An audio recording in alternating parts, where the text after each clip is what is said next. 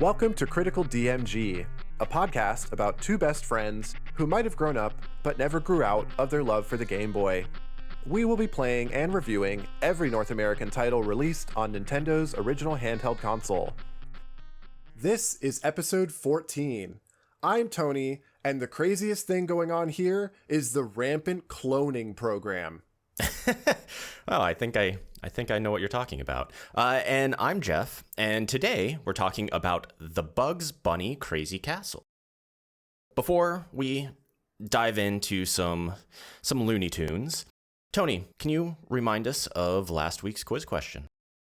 I sure can. So, last week was Solar Striker. The question for that episode was actually about a TV show, Captain N the Game Master, that had a really short sort of cameo from some Solar Striker related stuff, but it also had just a lot of other Nintendo cameos across its runtime. One character in the show that was introduced in the second season was really relevant to our little show here on Critical DMG.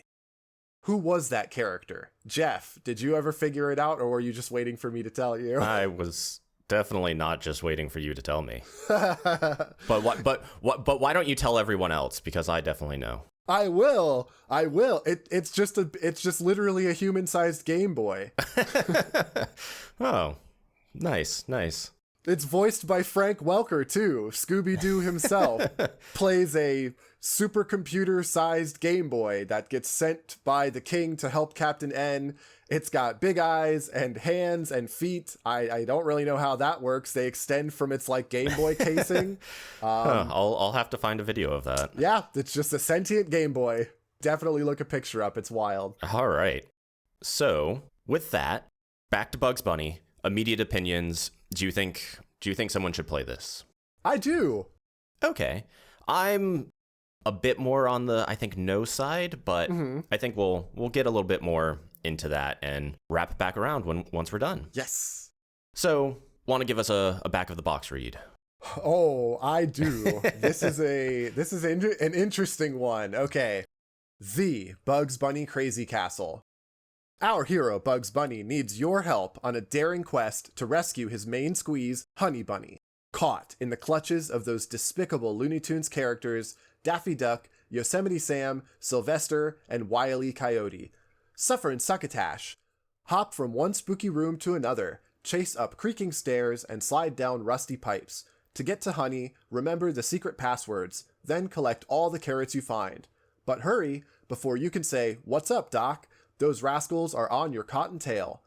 Bugs can throw a good rabbit punch in a pinch, but for added protection, you can use some unusual objects like boxing gloves, cargo crates, and water buckets. And that's not all. After a drink from the magic bottle, nothing will stop you. With a deft wrist, a quick wit, and a swift kick, you will win the game and have Bugs and Honey hopping happily together again. I love all the... Honey Bunny. Yeah, I love all the Looney Tunes jargon that they throw in there. I had to look up Honey Bunny because I guess... I did too. I guess I'm too young for that, so which doesn't happen very often. But Honey Bunny came before Lola. Lola is the one that I'm most familiar with. I feel most people probably are, yeah. So I didn't know Lola actually started with the Space Jam movie, and apparently there were concept arts for Honey Bunny to be in the Space Jam movie, so... Yeah, she's in a star-spangled leotard and everything. Yeah. She just looks like Bugs in drag, which, everybody's used to that. But the game was released in March 1990 here in the US, and it had a few different forms. So in Japan, it was Mickey Mouse, and I guess the NES version in Japan was Roger Rabbit. Roger Rabbit, yes. So all of them licensed, third-party kind of games, but similar, or I guess the same sort of gameplay. Any other background or anything else you want to talk about before we dive in, or should we dive into the mechanics?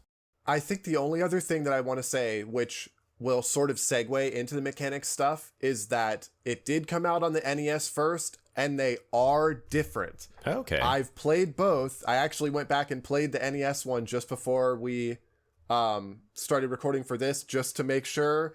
And for anyone who's curious, just putting it out at the front of the episode, the NES version and the Game Boy version play pretty much the same, but they do have different levels and stuff. So that I did find interesting. It's not like a direct port with just some graphical changes or whatever. Yeah, I initially was a little confused on the number of levels. So there are 80 levels in the Game Boy version, but I saw some places referencing 60. Apparently that is the NES version has 60. So right. Mm-hmm. Kind of interesting that the Game Boy version actually is a larger game. Yeah, I think that's all I really have to say. I'm ready to get into the mechanics now that we've sort of already peeled back the sticker on that one. All right, let's do it.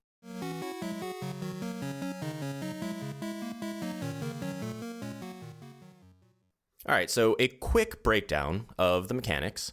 It's a side-scrolling, I guess, action-adventure style game. The goal is to pick up all the carrots while avoiding the Rascals. So Daffy, Sylvester, Wiley Coyote, and Yosemite Sam. And each level has different pickups and items that you can use to essentially permanently remove one of the Rascals. So boxing glove or crates, weights, things like that. And the controls are pretty much what you would expect. Left and right, move you left and right. Up and down, let you go through doors and move up and down stairs. A and B do nothing until you pick up a boxing glove. And then if you push A and B, it'll kind of fire the boxing glove in front of you and potentially hit one of the Rascals. So pretty straightforward controls and kind of what you would expect from this sort of game. Tony, how far did you get? Did you beat all 80 levels? Did you save Honey Bunny? No, I only got to probably 24, 25.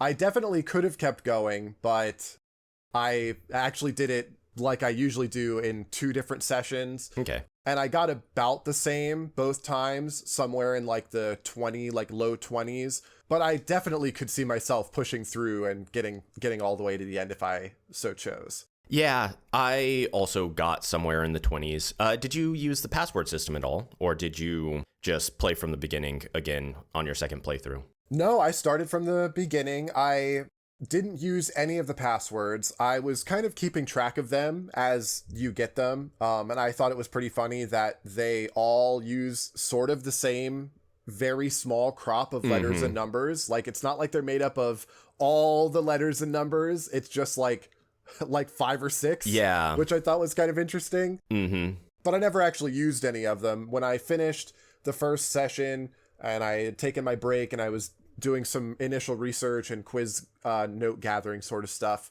I didn't write any of the passwords down. I was ready to just start over because I knew going back to it a second time, I was going to have an easier time of it, because as much as this being a platformer, it's definitely a puzzle game too. Like, it's a puzzle platformer in ways that I don't think I really thought about the first time around. And then when I came back to it the second time, I was definitely more in the headspace of, I can push this object at this time to knock out this rascal, which will make it easier to navigate this level. And those sorts of things didn't really click the first time. So I'm actually kind of glad I went back through the start and made it up to the same place from scratch. Yeah, so I'm going to try to not compare this game to Hyper Load Runner too much throughout the episode, but it does really give a very similar vibe, at least to me. It's a side scroller. You're picking up an item. You need to pick up all the items while avoiding a bad guy to win the level. You can't jump. You can't jump, and you have to navigate around the bad guys to pick up the items. Very similar fundamentals, I suppose. But I feel like this one, I had a lot more fun playing this one than I did Hyper Load Runner. Oh, absolutely. Absolutely. The ability to get rid of the Rascals, which I love they call them the Rascals. They don't want to paint any of their characters in too bad of light. But the fact that you can permanently get rid of the Rascals and then do the rest of the level at your leisure or whatever is a nice touch that I appreciated.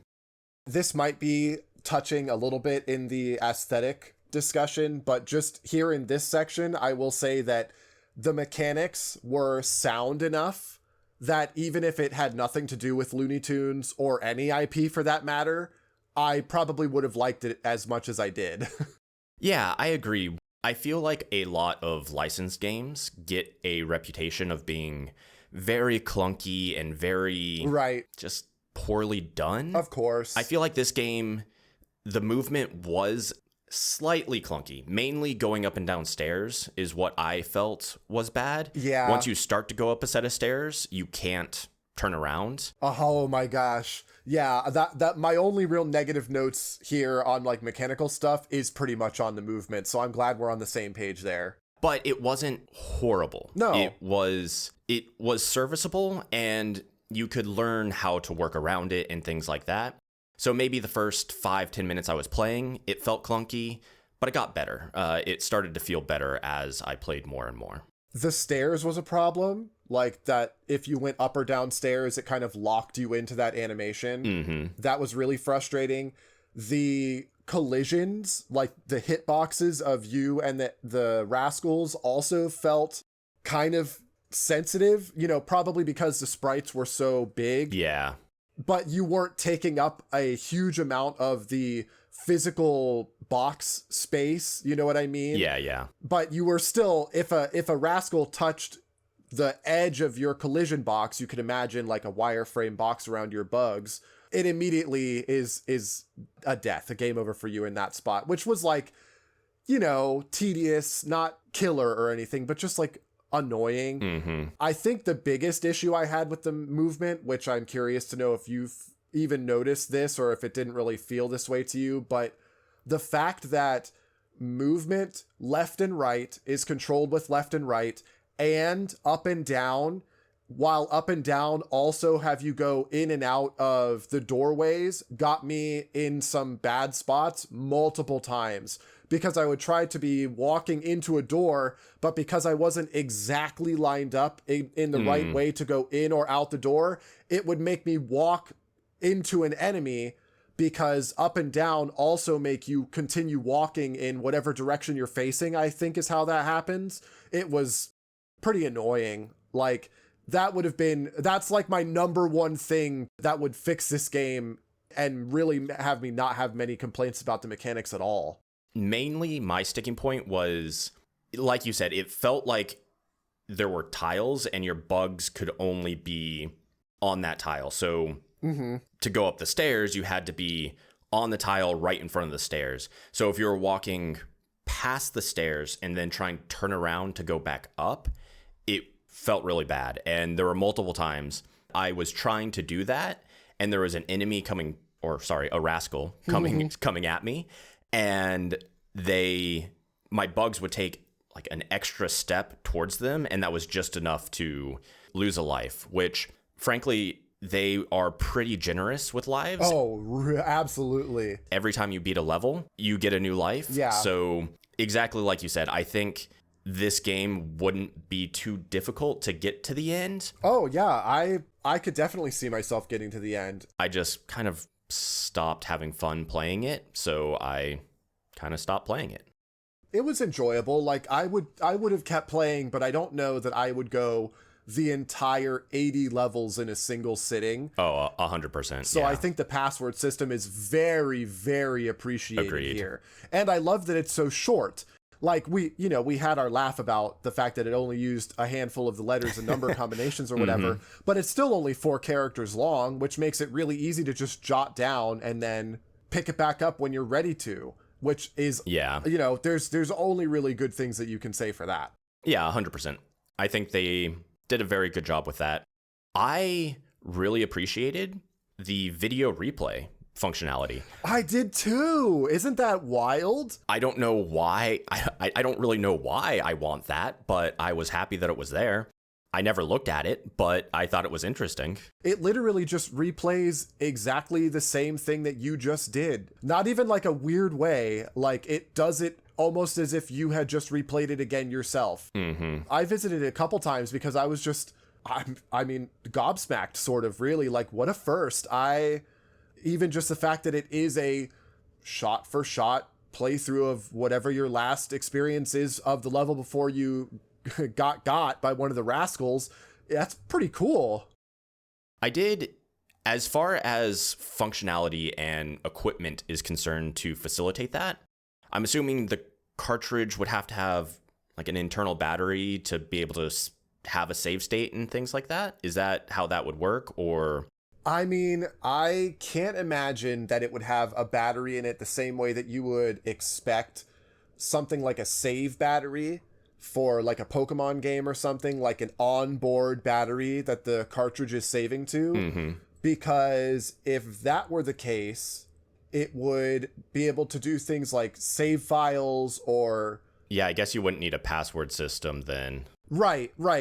So I think that it really is... I don't know. Just like a short-term memory. Pretty much. Okay. Every time you input something in, it's like recording those moves and then playing them back. I would love to know. I would love to know how exactly they did that, because it really is, it's so simple and it's not really something that you would, have a lot of use for, I guess, but it would be really cool to see implemented across other things, I suppose. Yeah, I was just thinking, because again, it is a first, but then you don't have actual save states. So I was kind of wondering, how did they do that? So I guess if anyone knows, definitely write in and let us know. But just a thought I had. I have to say that it's not all great. One thing about this game that we haven't really encountered with any of the other games before, apart from a little bit in Solar Strikers last week, is that there were some really noticeable graphical and mechanical slowdown issues. Yeah. Did you encounter this as well? Because I did a lot. Specifically, are you talking about items and things like that on the screen kind of flickering and flashing as you're walking through, and then, yeah, the game almost feeling like it's stuttering or something like that if too much stuff is going on? Is that what you're referring to? It's that, and, you can tell that the hardware is being overloaded because the sprites would be flickering until you picked up enough carrots, or if the Rascals had moved off the screen enough. But even the game would slow down because too much was happening. If there were more Rascals on the small screen than the game could handle while you were moving around trying to collect carrots, there would be noticeable slowdown. You would be able to see that you would have to kind of watch the game chug along until enough stuff stopped moving or got out of the direct Game Boy window. And we haven't really had to deal with that until now. It wasn't game breaking. I will say it never got to a point where it was like, getting you killed or pulling your hair out because everything was going slow. But this is the first time that we've really had a noticeable amount of strain being put on the game. Yeah, and I kind of find it interesting because one of my big pinch points was the field of view seemed pretty small to me. You mentioned this with Hyper Load Runner, how it's the first side scroller, not being able to see the entire map kind of hindered that process. Yeah. But at least they had the ability to pause, select, look at the entire thing.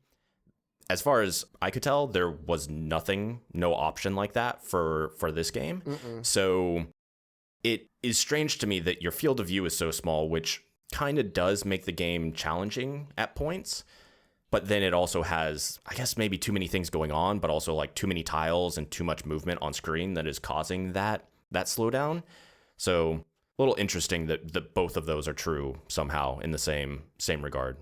Well, similarly to Hyper Load Runner here on the Game Boy, the NES version of Bugs Bunny Crazy Castle is pulled back. You don't get to see the entire level every time, but it's definitely a much wider range of vision as you maneuver around than you get here on the Game Boy, which obviously with the smaller screen real estate on the Game Boy and the fact that a 16 by 16 or these are probably like 16 by 24 or 32 in some places. Yeah. These sprites take up more of the screen space than it would on a Nintendo game. So, that's the consideration that always has to come into it when you're talking about Game Boy games like this. But yeah, it is noticeable here in the same way that it has been in some of these other games where you have to be concerned that when you push the screen into the left or right or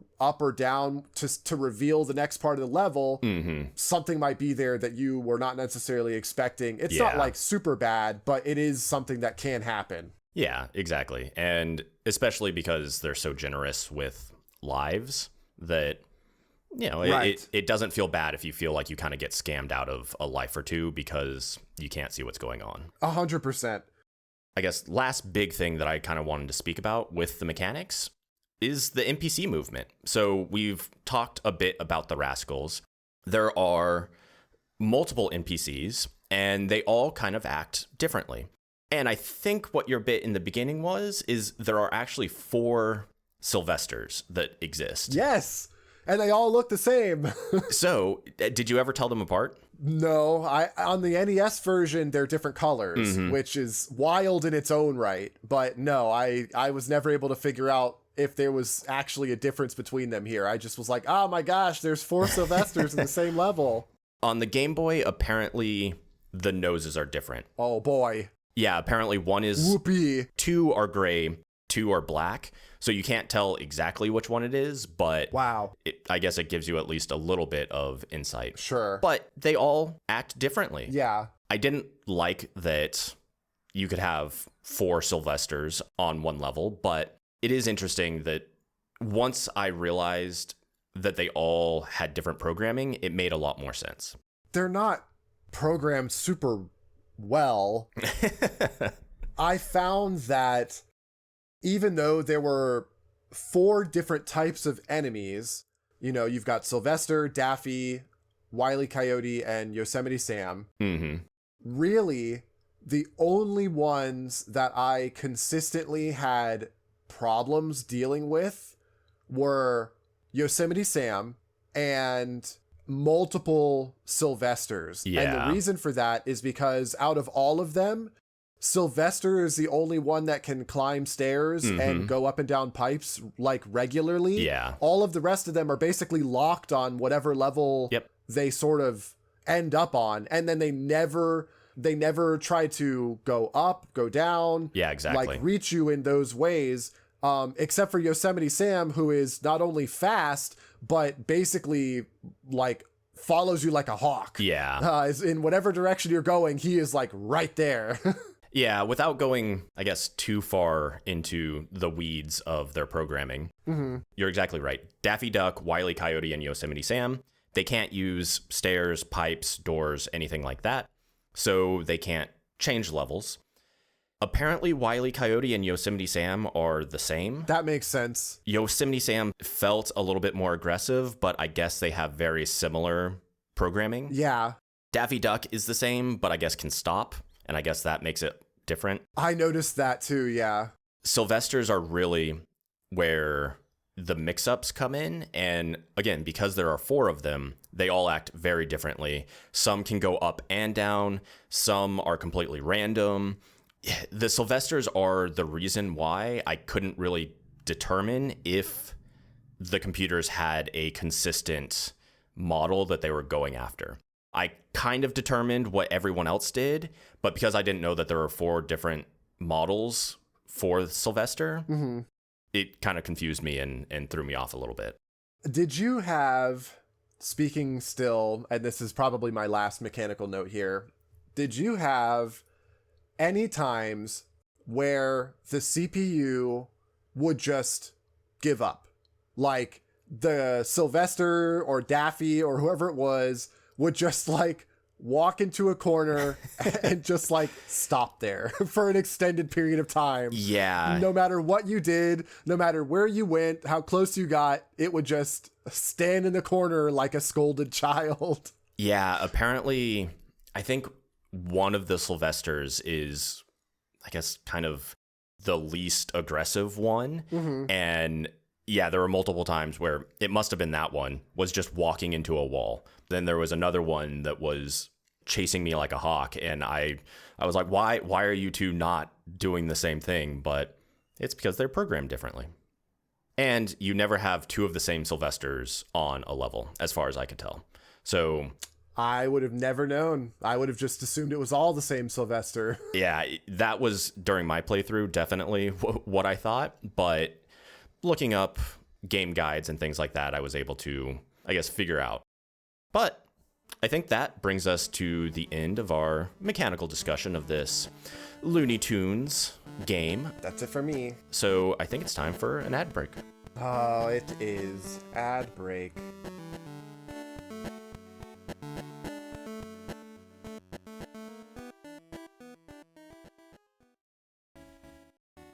Let's hear some of those new ad ideas you wanted to run by me. Yeah, okay.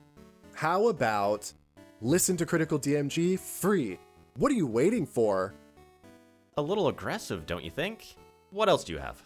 We're 95% fat-free and with no preservatives. Thank goodness for Critical DMG. No, I think it's safe to say that neither of us are preservative or fat-free. Critical DMG. It's the most exciting thing you can do with the inside of a cake. Come on, we're not Betty Crocker over here. That doesn't even make sense. We just want to tell people to listen to Critical DMG if they want fun, lighthearted discussion about games on the Game Boy. From two best friends old enough to remember playing these games when they released, you know? Yeah, I guess so. Mama, did they ever make a Sonic game on the Game Boy? No, afraid not, dude. What about a Rayman game? They did, but it's a Game Boy Color exclusive. Ugh. Sorry, kiddo, but Critical DMG is supposed to cover all the North American games on the original Game Boy, and in chronological order, too. That means we'll be talking about the ones you don't already know. Well, was there at least a Mega Man game? Yeah, a few of them. Yay! I'll definitely listen to those episodes when they come out. Great. The show should get to the first one sometime in 2028. But that's so long from now. Yeah, you're telling me.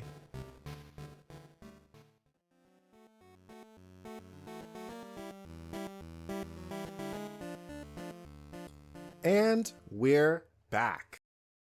So we already sort of talked about how this game has a clone problem, which is definitely exacerbated by the minimal color graphics on the original Game Boy here. Yeah. So we don't really need to go into that too much, but what did you think about the representations of the Looney Tunes? This is our first licensed game. Mm-hmm. So what did you think about how they represented these licensed characters here? I thought they did a pretty good job. I knew all of them immediately, very recognizable. Yeah. To a point you made in the mechanical section about kind of how big the sprites are and how much of the screen they took up. Mm-hmm. I imagine that's probably part of the reason. You have to make the character recognizable immediately, or else Sure. why license? You know, if it's just like Mario and baseball, then there's no reason. Mm-hmm. So I think they did a good job, and I imagine that's why the sprites were probably a little bit bigger than they needed to be to make sure they got that detail and made them recognizable. What did you think about all of the, I don't remember what they actually called them, but like all of the weaponry, like all the items that you can use? Do you think that they fit as Looney Tunes paraphernalia type items, or was it just too generic to really make you feel like you were Bugs Bunny bashing Yosemite Sam with a boxing glove or whatever? Yeah, I thought they were good. You know, the boxing glove may be a little out of place, but there are plenty of Looney Tunes where they have kind of the extendable boxing glove and the safe, the crate, a 10-ton weight. The safe and the 10-ton weight are my favorites. They're definitely Looney Tunes type objects. Exactly. Those are so Roadrunner, Wiley Coyote coded that how many clips of a safe falling on a character and then the character, you know, the door opening and the character's inside the safe. You know, it's just very cartoonish, very Looney Tune-ish. I did find it funny because I thought the sprites in the game were quite good. Mm-hmm. The manual, or at least the one that I was able to find, the pictures of the sprites are bad. They're much better in the game than they were in the manual. So I found that a little comical. What about the music? Did you like the music? Generally, I would say yes. In all of the different levels? Yeah, most of it I felt gave very good cartoony vibes. It was, you know, a bit upbeat, which I know is a little bit contradictory to what I said in Hyper Load Runner, even though they're very similar games. Yeah, this is based around cartoons. So it gave a more upbeat, cartoony, fun vibe, in my opinion. And I thought it fit pretty well. Yeah, I think the music was pretty good. Not like super great. Yeah, for sure. It doesn't stand out in particular, but I think that it definitely sounds totally good for this is a game about cartoon characters doing slapstick shenanigan type stuff. How did you feel about the motion blur when you were walking back and forth? I'll be honest. I think that as much as I like the sprites for the Rascals, Bugs Bunny sprite kind of suffers a little, and I think it's because the movement is supposed to be maybe more fluid for Bugs than it is for the Rascal characters. Like maybe they don't really have as many frames as he does, and you can notice that, you know, his arms and legs are like swinging from side to side basically as he walks. So they probably gave him maybe more frames than they gave the Rascal characters, and it doesn't look super great. Like I said, as much as I like the other character sprites, Bugs is probably the weakest of the bunch. I would agree with that. And yeah, I think I didn't recognize what it was, but I think you hit it right on the head that the movement feels a little disjointed with everything else. It's not perfectly smooth, but then it's also not kind of the choppy few frame thing that you would kind of expect from that type of sprite. It's kind of somewhere in the middle. And yeah, it's just a little bit awkward. Yeah. I also had a hard time when I was moving for a long distance, you know, across the screen with the background moving and kind of the blur effect that they tried to put on that. If I was looking at Bugs, it wasn't an issue and I didn't notice it. But if I was looking at other parts of the screen for whatever, it kind of was a little awkward or just didn't play very well with my eyes.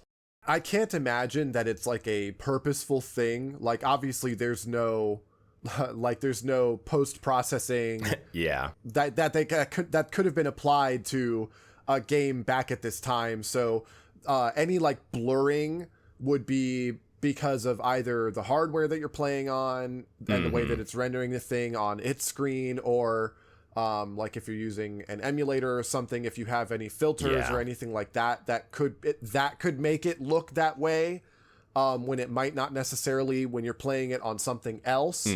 But yeah, I definitely can understand what you mean when you are scrolling the screen from one side to the other, because everything is static except for the sprites that are moving. It can kind of feel like, or rather look like it's blurring. Yeah. But it's not like they actually put some sort of effect on to make it do that. It's just, you know, like I said, that's how it's being depicted on whatever you're choosing to play it on, or they can only have so much stuff going at one time. And so in order to make the new stuff show up, they are hiding the old stuff, and it just gives it that kind of effect. Yeah. And I didn't see any accounts of people complaining about it at the time. So it very well just could be what I'm using and that sort of stuff.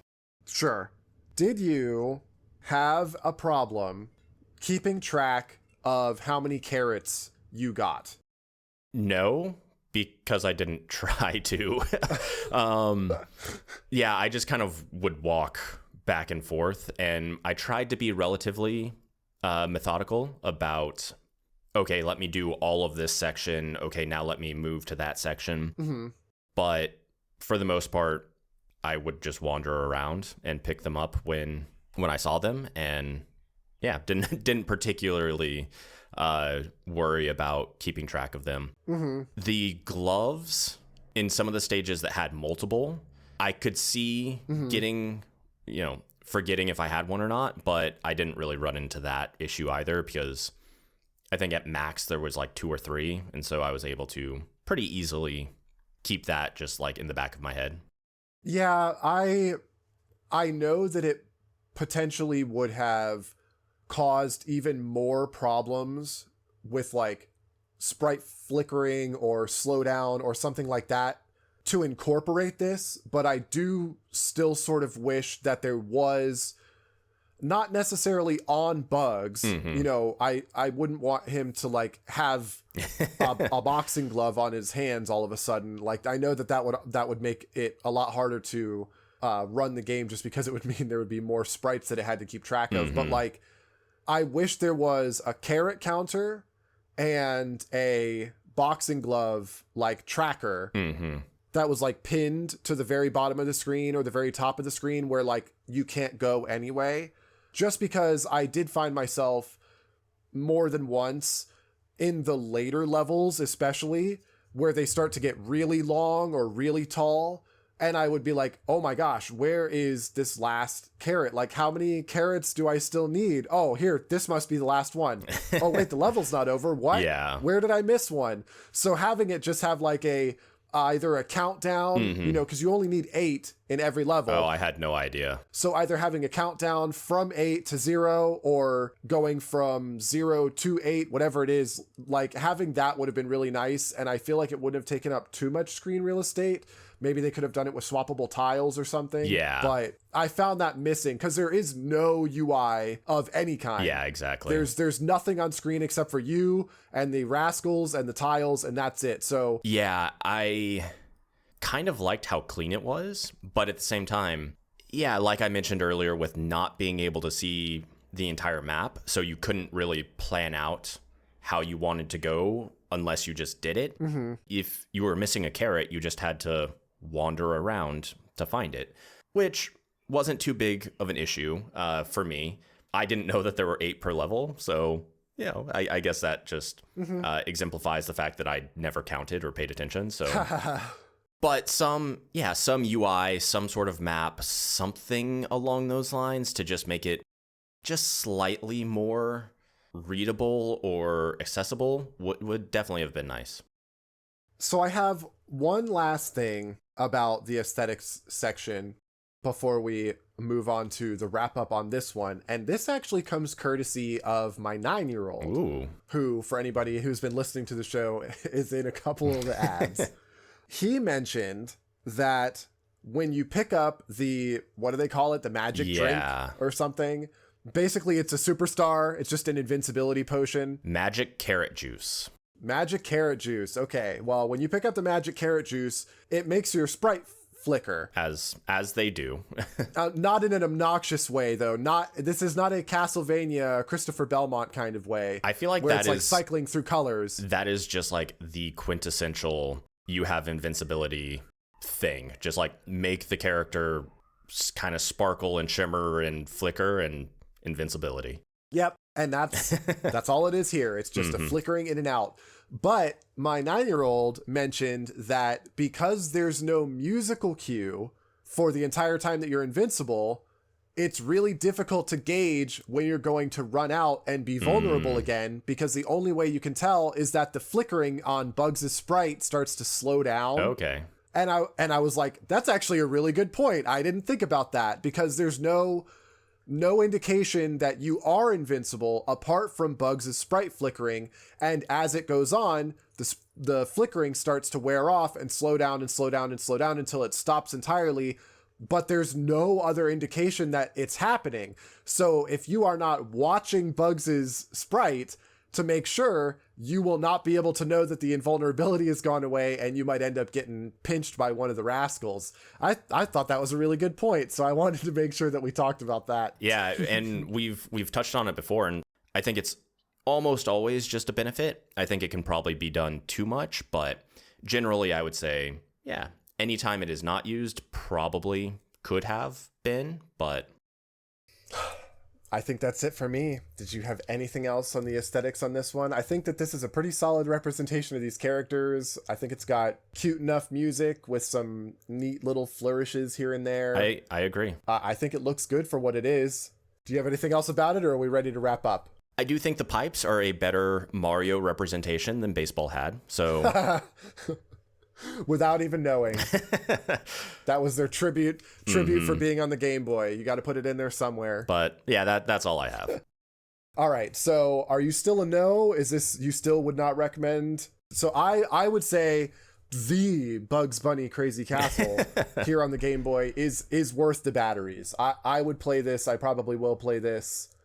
I think as far as first licensed game that we've had here on the Game Boy like this, it's a good one. It sets a kind of a high bar. I'm always going to be concerned when we come up against a licensed game because, you know, they do have a reputation. Sure. It was unwarranted for this one. I think this is a good game. If you like Looney Tunes, I would say 100% play this game. It's good enough. I didn't find myself being challenged or enjoying the gameplay for itself, if that makes sense. And so because it wasn't particularly challenging, it didn't give me any sort of fulfillment for beating levels because of that. And then the gameplay was not super fun, exciting gameplay. So I think those two things combined to kind of, still make me say no, even though I think it was a solid game.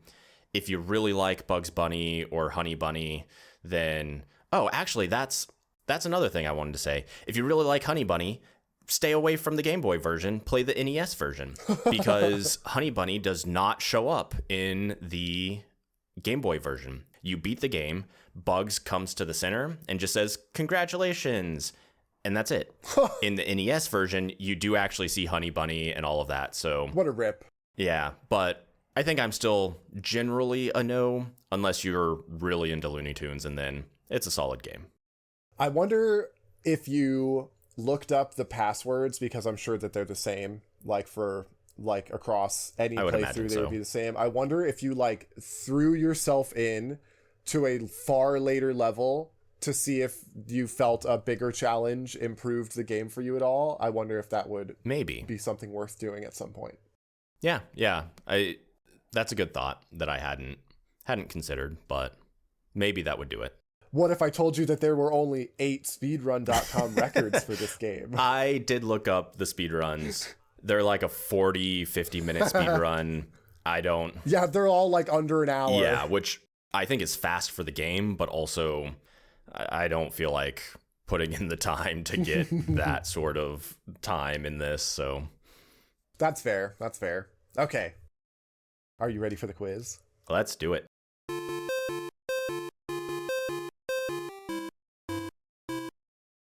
So I am currently at a 78%. So still in the case where I need to get all 3 correct to increase my score, but we'll see how I do.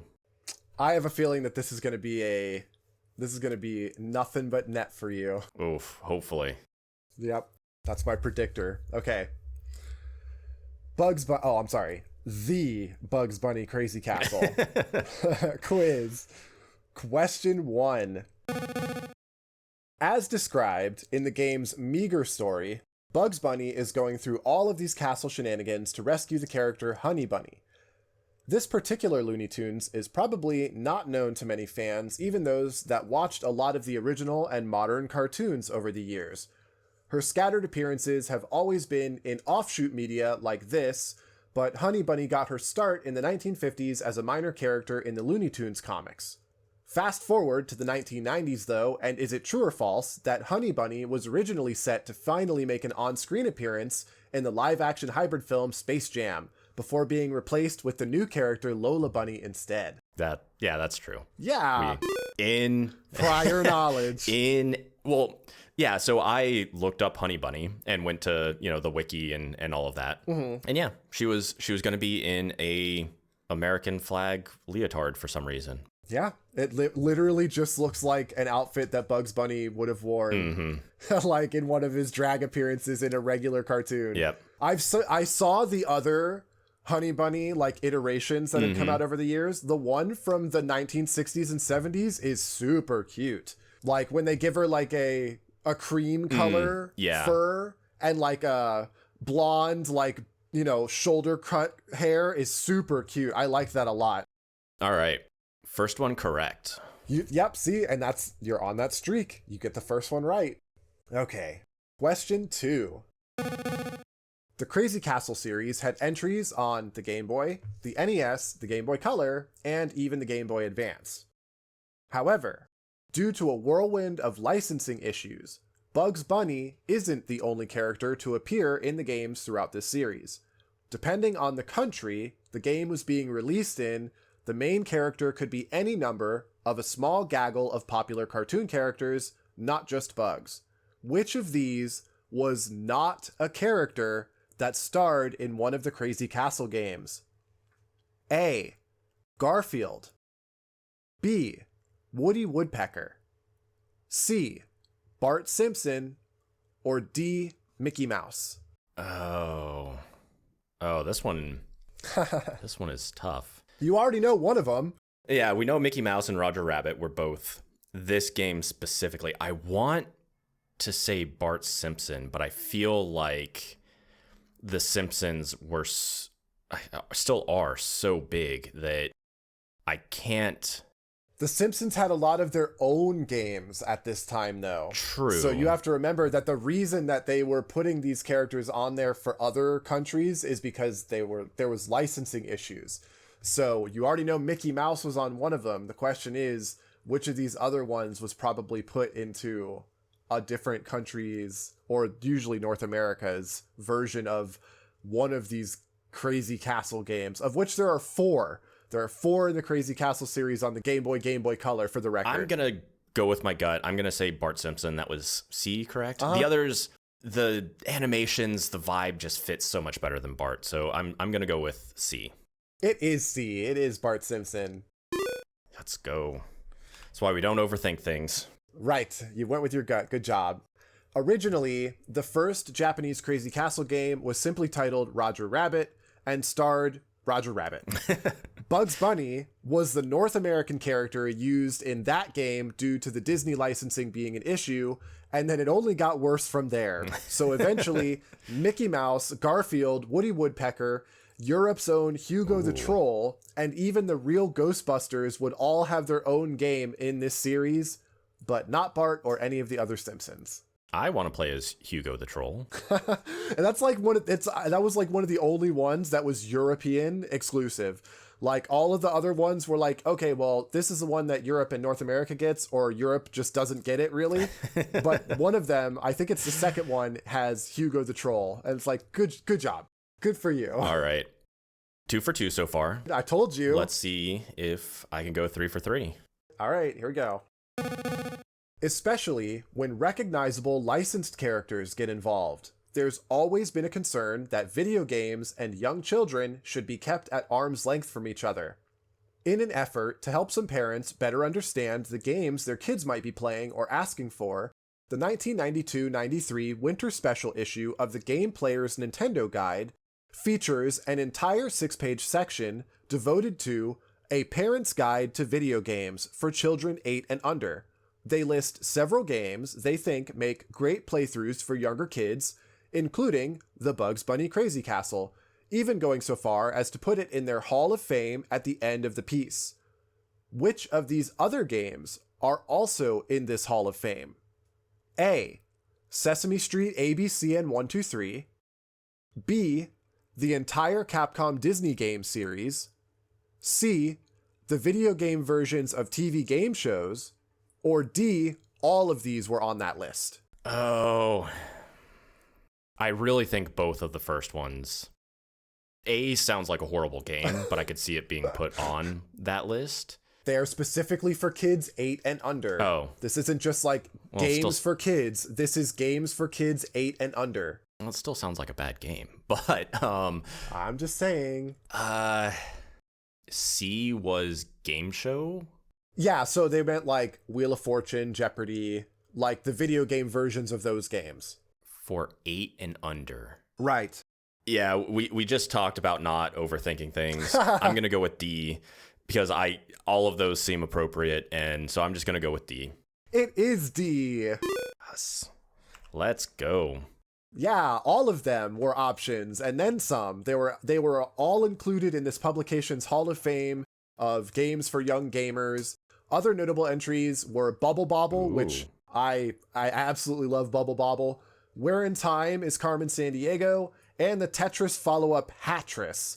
But as for the games that they recommend for kids 8 and under that aren't in the Hall of Fame, they just get kind of their own write-up through the rest of the piece. We had Mario Paint on the SNES, as well as Barbie Game Girl on the Game Boy, which I'm sure we'll see in some later year, and then MC Kids on the NES. So it was actually a really fun and interesting kind of time capsule for what it was. Nice. 3 for 3, as good as I could do. I am currently at 79.5. So if we round, I'm at 80. No. You know, rounding is good. I was hoping we would break into the 80. We'll have to wait till next week, hopefully. Yeah. Another thing we'll know next week is the answer to the question you're about to ask. Okay, people at home, audience question. The Japanese version of this game didn't use Bugs Bunny or the Looney Tunes theme, but Mickey Mouse as its starring character instead. Notably, though, in the Mickey Mouse version, the game's title screen is a Game Boy rendition of a well-known Mickey Mouse-related tune. Which song is it, though? I don't know if you would even be able to wager a guess, Jeff, but everybody else will have to wait till next week. There's only one guess that I would have, but I won't say. I won't say. You'll have to wait and see.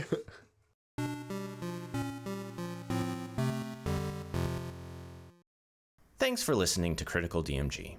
If you would like to support us further, please leave a review wherever you get your podcasts and maybe recommend us to a friend or anyone else you might know who would like the show. It really helps us out, and we appreciate it. So, I think that brings us to an end of Bugs Bunny. For now, we're going to see a few more in the future, but that comes later. Next week, we're going to be talking about Quirk. So, another game I have no idea about, but I have no clue. I think maybe a puzzle game. I think so. But we will find out. So many puzzle games. Yes. Join us next week, everyone. Take care, everybody.